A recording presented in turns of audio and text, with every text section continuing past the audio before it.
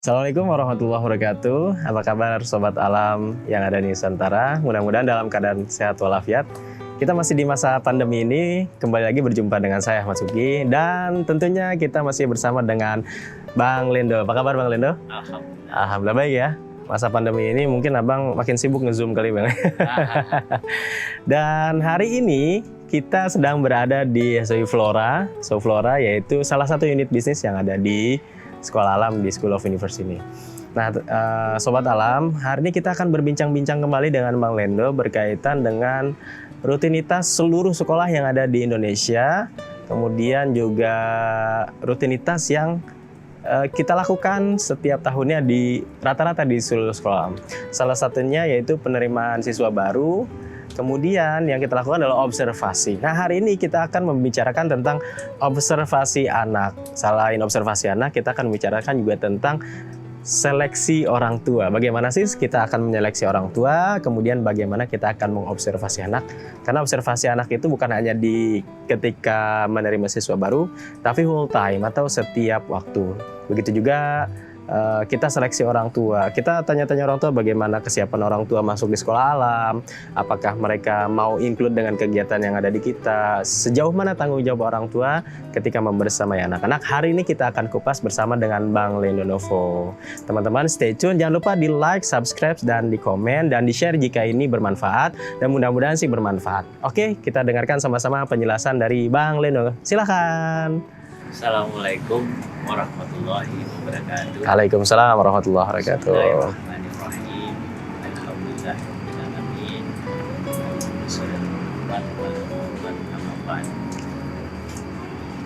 Dalam proses pendidikan,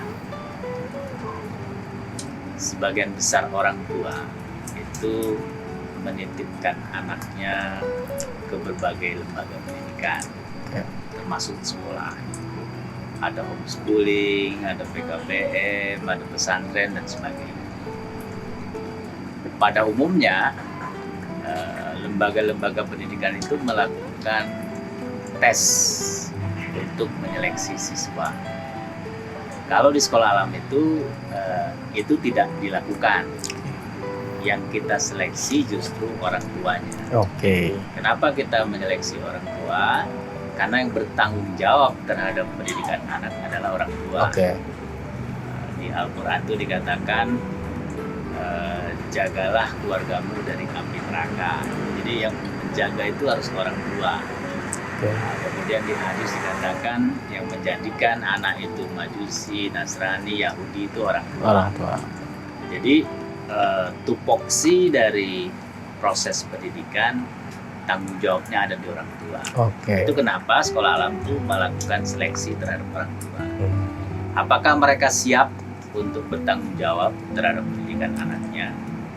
Kalau mereka tidak siap, tentu kita tolak. Oke. Nah, kemudian bagaimana dengan anaknya? Anaknya itu tentu kita observasi. Ya.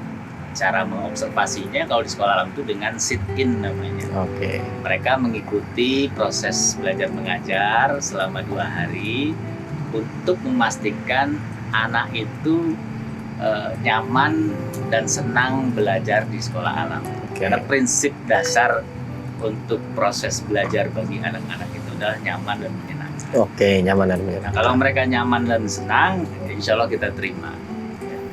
Nah, apa saja yang diobservasi selama 2 hari itu sesuatu yang penting sekali dilakukan oleh semua pengampu lembaga pendidikan, karena dengan itulah kita bisa mengasah potensi anak untuk menjadi yang terbaik. Oke. Karena menurut sekolah alam tidak ada satupun anak yang tidak sempurna. Ini sesuai dengan firman Allah bahwa makhluk yang paling sempurna yang Allah ciptakan itu manusia. Oke. Nah, kesempurnaan itulah yang kita perhatikan, kita observasi.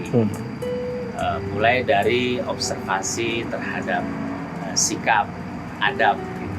Apakah anak-anak ini siap untuk belajar, gitu kan? Kemudian kita juga memperhatikan kematangan emosinya. Oke. Apakah anak-anak ini cukup matang untuk belajar, bersosialisasi dengan teman-temannya, sehingga mereka mudah menyatu dalam proses belajar mengajar yang menyenangkan.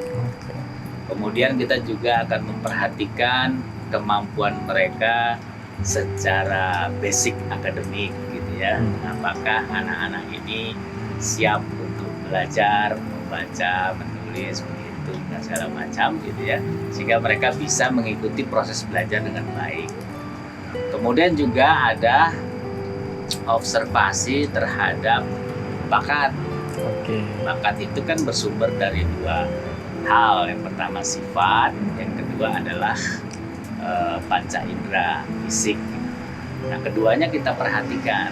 Supaya apa? Supaya nanti kita bisa merumuskan sebuah gaya belajar yang cocok dengan sifat dan kemampuan fisiknya. Karena tanpa ada pengetahuan itu, learning style-nya akan bermasalah nanti dalam proses belajar mengajar. Dan terakhir tentu kemampuan panca indera mereka untuk menyerap seluruh ilmu yang kita sampaikan, itu ya, mulai dari ilmu sains, ilmu akhlak, ilmu leadership, ilmu bisnis, sehingga mereka itu kita yakini mampu untuk memaksimalkan potensinya. Nah, proses observasi ini tidak hanya dilakukan sekali, tapi terus-menerus berulang-ulang untuk mengetahui progres dari kemampuan anak itu dalam mengasah potensinya. Karena yang bisa mengasah potensi diri setiap anak adalah anak-anak itu sendiri. Nah, itu kenapa akhlak itu menjadi sangat penting. Pada saat akhlaknya itu sangat baik, maka seluruh potensinya itu akan keluar.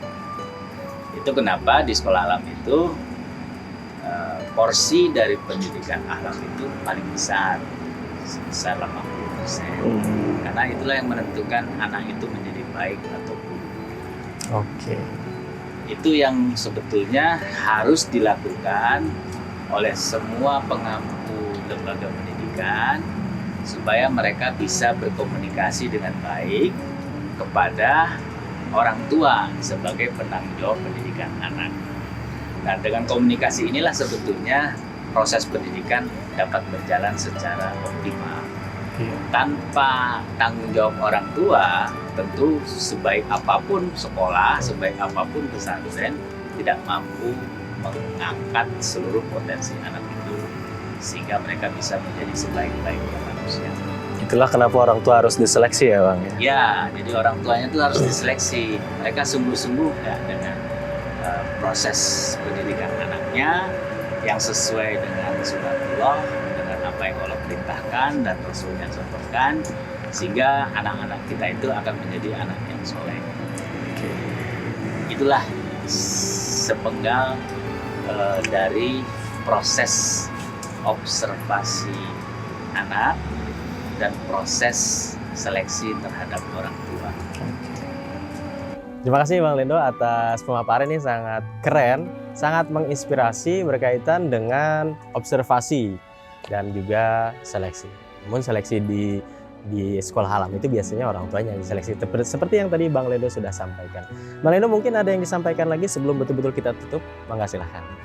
Pada masa pandemi COVID-19, proses seleksi dan observasi itu berubah. Kenapa? Karena saat ini, pada saat anak-anak melakukan learn from home, belajar dari rumah dengan metode pembelajaran jarak jauh, maka orang tua kembali ke fungsi utamanya sebagai guru utama bagi anak-anak. Peran ini sebetulnya harus dibekali dengan kemampuan observasi terhadap anak. Jadi kalau orang tuanya itu mampu mengobservasi anak, dia akan dengan mudah melakukan proses pembelajaran dengan anak-anaknya dengan nyaman dan menyenangkan. faktanya kan berbeda. Menurut hasil survei Komisi Perlindungan Anak Indonesia itu 76,7% baik orang tua maupun anak-anak itu stres dalam menjalankan pembelajaran jarak jauh. Kenapa ini bisa terjadi? Karena baik orang tua maupun anak-anak tidak mampu mengenali dirinya masing-masing, sehingga mereka mengalami kesulitan untuk berinteraksi dengan kondisi yang nyaman dan menyenangkan.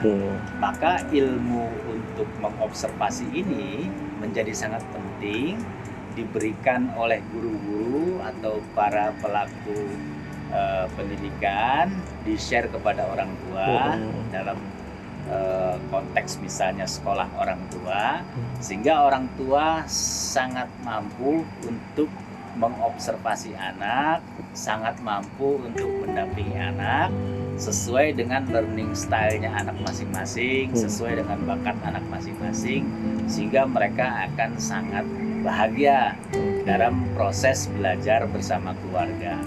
Inilah yang sebetulnya menjadi sangat penting dalam menghadapi learn from home, pembelajaran jarak jauh. Fungsi observasi terhadap anak itu adalah kunci bagi keberhasilan proses belajar mengajar. Jadi orang tua harus memiliki itu ya Bang ya? Ya, itu yang harus di-share oleh para guru-guru, para apa istilahnya pengampu proses pembelajaran, sehingga orang tua memiliki ilmu itu dengan baik dan bisa menerapkannya langsung kepada anak-anaknya. Itulah yang kita sebut sebagai sekolah orang tua. Jadi dalam masa ini sekolah orang tua itu harus bisa membekali cara-cara mengobservasi, cara-cara mendampingi anak, cara-cara memberikan teladan terhadap anak untuk membentuk akhlak dan sebagainya. Itu menurut Abang menjadi kunci keberhasilan proses learn from home. Itu saja pesan Abang, mudah-mudahan kolaborasi antara sekolah dengan orang tua melalui sekolah orang tua itu bisa menghasilkan kualitas pendidikan yang jauh lebih baik dibanding kalau mereka hanya belajar di sekolah. Baik, terima kasih Bang Lendo. Itu Sobat Alam seluruhnya yang ada di Nusantara, bahwa kuncinya adalah orang tua juga harus bisa observasi, orang tua pun harus menerima bahwa dia adalah pendidik utama di rumah bagi keberhasilan anak-anaknya. Tapi jangan lupa juga ada sharing sekolah, sharing instansi pendidikan untuk orang tua, biar orang tua bisa mengobservasi anak-anaknya di rumah, sehingga terjadi pembelajaran jarak jauh yang menyenangkan karena orang tuanya tahu cara mengobservasi dan anaknya tahu cara bagaimana belajar yang menyenangkan bersama dengan orang tua di rumah. Terima kasih Bang Lendo atas waktunya, ini sangat keren, sangat bisa di-share nampaknya untuk seluruh Sobat Alam, bahkan bagi seluruh pelaku pendidikan. Terima kasih banyak sudah stay tune di sini. Kita jumpa lagi di lain kesempatan. Terima kasih banyak. Assalamualaikum warahmatullahi wabarakatuh.